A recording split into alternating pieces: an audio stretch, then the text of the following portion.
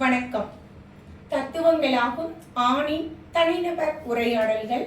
சென்னை உயர் நீதிமன்ற நீதிபதி எம். ஆனந்த் வெங்கடேஷ் அவர்களின் கட்டுரை. பிரபஞ்ச ஞானத்தின் குரல் எப்போதும் ஏன் ஆண்களுடையதாகவே இருக்கிறது?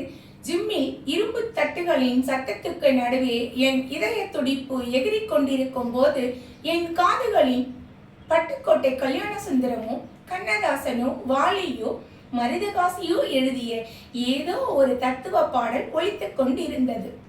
வாழ்க்கையின் நிலையாமை, ஆசைகளின் மாயம், விதியின் சக்கரம், மனித அகந்தையின் வீண் பெருமை என எல்லாவற்றையும் ஓர் ஆண் பாடகனின் கம்பீரமோ உலகை உணர்ந்த குரல் பாடிக்கொண்டிருந்தது.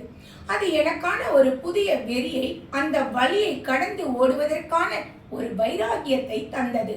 ஆனால் அடுத்த பாடல் மாறுவதற்குள் வரும் அந்த சில நொடிகள் மௌனத்தில் ஒரு சில்லிட்ட கூர்மையான உண்மை என் மண்டையில் சுத்திகளால் அடிப்பது போல் இறக்கியது. எங்கே அந்த பெண்களால் எழுதப்பட்ட பிரபஞ்ச ரகசியங்களை பேசும் பிரம்மாண்டமான தத்துவ பாடல்கள் எங்கே இருக்கின்றன? நம் பொது கலாச்சாரத்தில், குறிப்பாக தமிழ் சினிமாவில் வாழ்க்கை ஞானத்தை போதிக்கும் தளம் ஏன் முற்றிலும் ஆதிக்கத்தோடு ஆண்களின் கூடாரமாகவே வடிவமைக்கப்பட்டிருக்கிறது? உண்மை என்னவென்றால், வாழ்க்கையின் அர்த்தத்தை சமூகம் புரிந்து கொள்வதற்கான ஊடகம் முற்றிலும் ஆண்களுக்கான ஒரு பிரத்யேக சங்கமாகவே வடிவமைக்கப்பட்டிருக்கிறது. வரலாற்று ரீதியாக உலகம் முழுவதும் இந்த இருத்தலியல் தவிப்பை அனுபவிக்கும் ஆடம்பரம் ஆண்களுக்கு மட்டுமே வழங்கப்பட்டிருக்கிறது. ஓர் ஆற்றங்கரையில் அமர்ந்து நட்சத்திரங்களை பார்த்து இந்த பிரபஞ்சமே அர்த்தமற்றது என்று தத்துவம் பேசுவதற்கு ஓர் அடிப்படை தேவை, தகுதி தேவை. அது அவசியமற்ற இலவச நேரமும் குடும்ப உணர்வுசார் உழைப்பிலிருந்து கிடைக்கும் விடுதலையும் ஆகும். ஆணாதிக்க சமூக அமைப்பில் ஓர் ஆணின் விரக்தி என்பது ஒரு தத்துவ நிகழ்வாக கொண்டாடப்படுகிறது. அவன் உலகத்தின் மீது ஏமாற்றம் அடையும் போது அவன் ஒரு சிந்தனை மேதை அல்லது பற்றற்ற ஞானி என்று அழைக்கப்படுகிறான். அவனிடம் ஒரு மைக்கும் பேனாவும் கொடுக்கப்பட்டு இந்த உலகத்தின் மாயைகளை பற்றி பாடுவதற்கு அவனுக்கு மேடை அமைத்து கொடுக்கப்படுகிறது.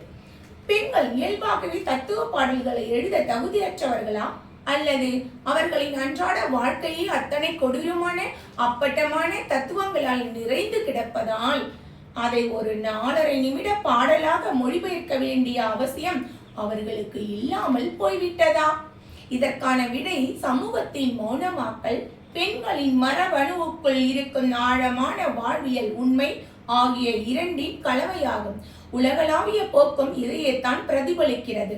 மேற்கத்திய நாடுகளின் காதல் கவிதைகள் முதல் கிழக்கின் கஜல்கள் வரை பொதுவெளியில் பேசப்பட்ட தத்துவங்கள் யாவும் ஆண்களின் தனிநபர் உரையாடல்களாகவே இருந்துள்ளன.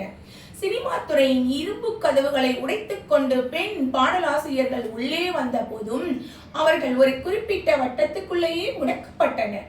இந்த பிரபஞ்சத்தின் இயக்கத்தை ஒரு பெண் அக்குவேறு ஆணிவேராக பிரித்து பார்ப்பதை இந்த துறை விரும்புவதில்லை, நம்புவதும் இல்லை. இருப்பினும் இதற்கு பின்னால் ஒரு உன்னதமான உண்மை இருக்கிறது. பெண்கள் தத்துவத்தை எழுத வேண்டியதில்லை, ஏனென்றால் அவர்களே தத்துவமாகத்தான் வாழ்ந்து கொண்டிருக்கிறார்கள். ஆண்கள் சகிப்புத்தன்மையையும் தியாகத்தையும் பற்றி பக்கம் பக்கமாக கவிதைகள் எழுதும் போது பெண்கள் அவற்றை தங்கள் அன்றாட வாழ்வில் சத்தமில்லாமல் சகித்து வாழ்கிறார்கள். ஆண்கள் படைப்பையும் அழிவையும் தூர நின்று வியந்து பார்க்கும் போது ஒரு பெண் தன் உடலையே சிதைத்து குருதியை உதிர்த்து ஒரு புதிய உயிரை படைக்கும் பிரசவ தத்துவத்தை நேரடியாக அனுபவிக்கிறார். ஆண்கள் எல்லாவற்றையும் துறப்பதை பற்றி பாடும்போது பெண்கள் தனக்கென்று எந்த ஒரு உடைமையும் இல்லாத, தங்கள் பெயரோ அடையாளமோ கூட தங்களுடையதாக இல்லாத ஒரு பற்றற்ற உலகில் தான் பிறந்தது முதல் வாழ்ந்து கொண்டிருக்கிறார்கள். எவர் ஒருவர் ஒடுக்குமுறையையும் தன் அகத்தையை அழித்து ஒரு குடும்பத்தை காப்பதையும் மனித இயல்பின் கோர முகங்களையும் விளிம்பு நிலையில் இருந்து தினமும் பார்க்கிறாரோ அவருக்கு வாழ்க்கை ஒரு நீர்க்குமிழி என்று பாட்டெழுத வேண்டிய அவசியம் இல்லை. அது ஏற்கனவே அவர்களின் எலும்புகளுக்குள் ஊறி இருக்கிறது. நன்றி.